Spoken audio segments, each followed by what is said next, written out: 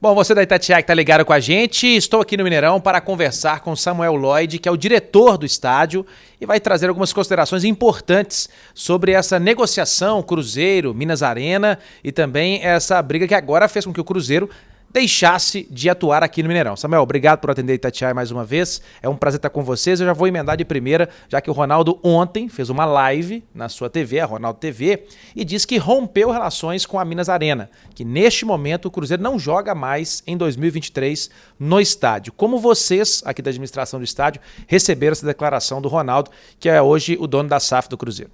Bom, primeiro, obrigado pelo espaço, para poder explicar. Acho que todo mundo de Minas Gerais está muito curioso sobre tudo que está acontecendo. Eu recebi com muita surpresa a declaração de rompimento de relação. A gente não tinha noção que estava nesse nível de tensão, até porque ainda estávamos num processo de mandar propostas, tentar propostas novas, mas, pelo que eu entendi, há uma decisão de jogar na Independência esse ano. Espero que seja esse ano ou espero que ainda seja reversível, porque eu não consigo ver o Mineirão sem jogos de futebol. O nosso papel é esse, a nossa prioridade é essa e é isso que nós vamos buscar. Ô Samuel, explicando aqui, o Ronaldo disse que as condições oferecidas pela Minas Arena são horríveis, que não há uma flexibilidade nas negociações, que sempre só um lado sai ganhador nisso, então ele falou sobre isso, e o lado seria o lado da Minas Arena. Eu queria que você explicasse como que funciona essa negociação, como que está a relação Minas Arena e Cruzeiro, e também falasse um pouquinho da relação anterior, porque o Cruzeiro também, ao que parece, deve ao estádio. Como é que vocês estão renegociando essa dívida também? Bom, com a SAF a gente fala sempre olhando para o futuro. Então, a gente tem dois modelos. Um é aquele estabelecido pelo contrato de PPP, em que a concessionária vende as áreas VIPs e os camarotes e o clube vende as 54 mil cadeiras. E a gente tem um outro modelo que foi uma escolha dos clubes a partir do ano passado, que é os clubes venderem também as áreas VIPs, então a remuneração da Minas Arena fica em 15% da bilheteria. Então isso é uma forma de a gente ter uma receita mais compartilhada e o clube poder vender para o seu sócio que paga mais caro um lugar mais nobre.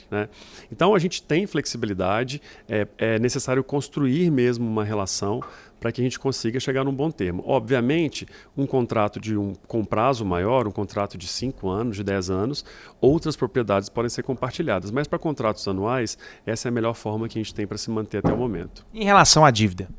A dívida é um imbróglio jurídico, porque a gente tem ali a lei da SAF que entrou no meio do caminho.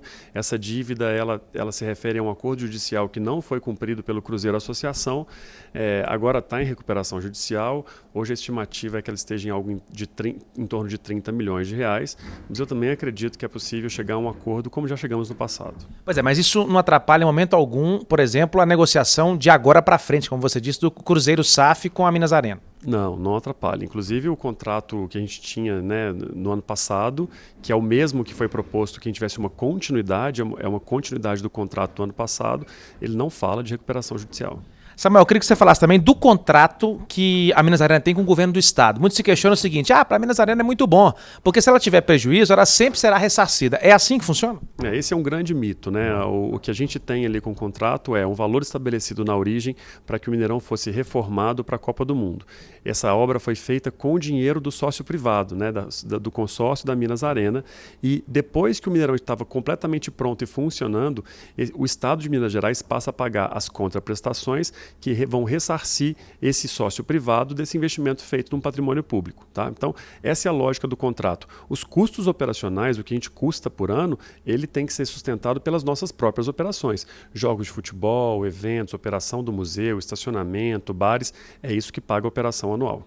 E quando que entra, então, portanto, este dinheiro, vamos dizer assim, público, porque é do povo, do governo, para que possa ressarcir a Minas Arena? Ele é pago anualmente, então ele tem as parcelas, acredito que a cada 3 meses é feita uma medição e as parcelas são pagas. Tá, agora pensando daqui para frente, semana passada o Hugo Lobão, que é do nosso digital, esteve aqui numa reunião que vocês fizeram e você declarou que 80% do valor arrecadado, ou seja, por vocês, é do futebol em 2022. Não é muito preocupante, por exemplo, o Atlético joga até junho, porque depois tem a Arena. O Cruzeiro não vai jogar, pelo menos foi o que o Ronaldo disse. Isso não é muito preocupante aqui para o consórcio, não? Claro que é. Como eu disse, a prioridade é do futebol, tanto no contrato, mas como também nos nossos balanços, né? Nossa receita, nosso faturamento. O Mineirão hoje está todo estruturado para receber jogos de futebol, né? Os eventos, eles são complementações dessa capacidade ociosa, né? Se eu tenho lá 60 jogos, 60 datas ocupadas, eu ainda tenho 300 dias no ano para ocupar com alguma coisa. Então a gente coloca ali os jogos, os outros eventos e atividades. E caso isso venha realmente acontecer, os clubes não jogarem aqui do meio do ano para frente, isso pode comprometer vocês financeiramente, por exemplo? Certamente vamos ter que repensar todo o negócio, né? Vamos ter que reestruturar o Mineirão para que ele tenha captação de outras atividades.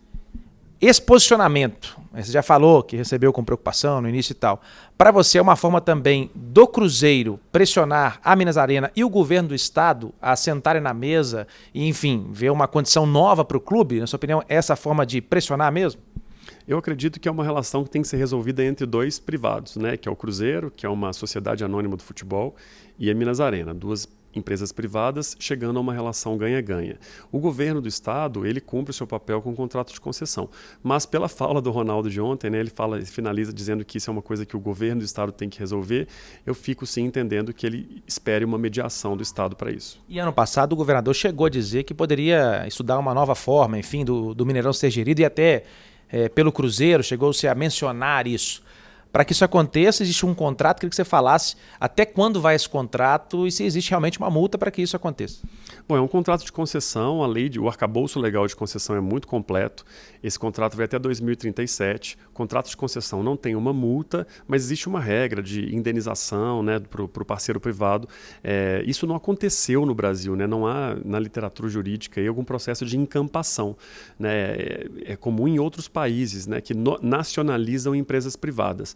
Né? No Brasil não existe. O que existe às vezes é quando o sócio privado, por exemplo, não quer mais, não dá conta de sustentar a operação e ele devolve para o poder concedente aquela operação. Nas estradas, por exemplo, já aconteceu, né? Nas estradas, o próprio Arena Independência, né? Teve que haver um acordo porque o operador não sustentou a operação e teve que devolver para o estado de Minas Gerais. Tá certo, mas para vocês aqui, você está abrindo espaço para que novamente tenha laços feitos com o Cruzeiro e que o clube volte a jogar no estádio, porque para vocês também é importante e vocês querem isso. Sim, é a nossa prioridade, é o nosso papel, é o nosso compromisso social, é o nosso compromisso com o torcedor, com o povo mineiro, que o Mineirão continue sendo o palco do futebol. Tá certo, obrigado Samuel por nos atender aqui mais uma vez. Eu que agradeço.